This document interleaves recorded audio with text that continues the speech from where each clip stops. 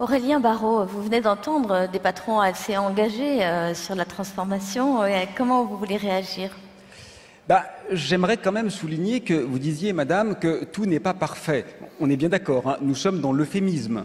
Parce que je voudrais rappeler qu'à l'échelle de la biosphère, nous sommes la civilisation la plus meurtrière qui a jamais habité cette planète.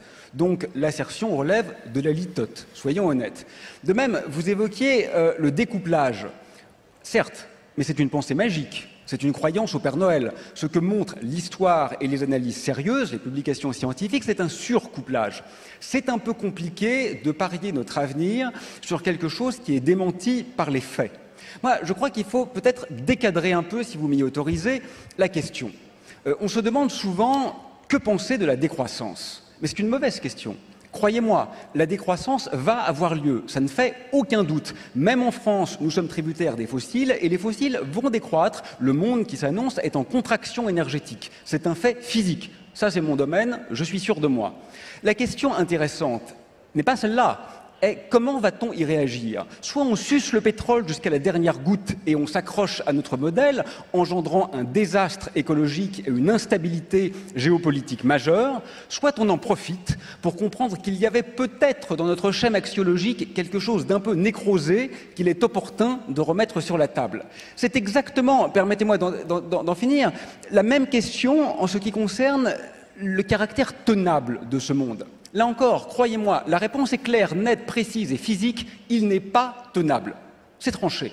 Mais ce n'est pas ça qui est intéressant. C'est de se demander si, même tenable, il aurait été souhaitable. Écoutez, prenez l'homme le plus riche du monde.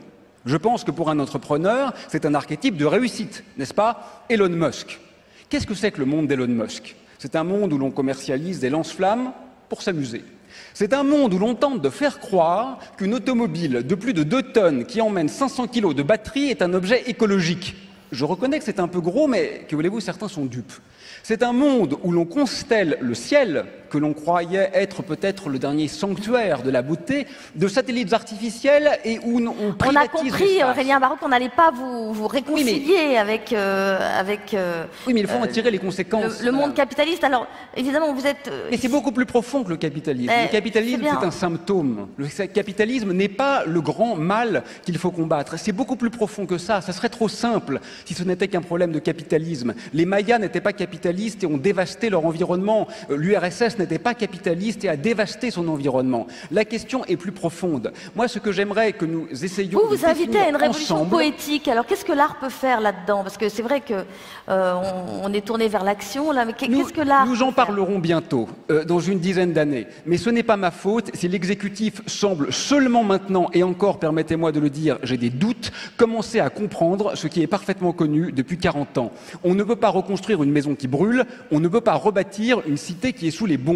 Tant que vous autres n'avez pas encore compris que le modèle fondamental qui est utilisé est intrinsèquement nécrophile, ça n'a pas tellement d'intérêt de parler de cette cosmopoétique à inventer. Je reviendrai dans 10 ans, si les structures sont encore ici, et nous en discuterons. Si on est encore vivant, parce que selon vous, c'est un peu angoissant. Comme... Non, ne me caricaturez pas en... Non, je vous caricature pas, mais c'est vrai que... collapsologue. 700 000 personnes meurent chaque année en Europe de la pollution, autant dans le bassin méditerranéen. Ce n'est pas un délire conspirationniste, c'est une priorité politique pour quiconque s'intéresse un peu à la vie humaine.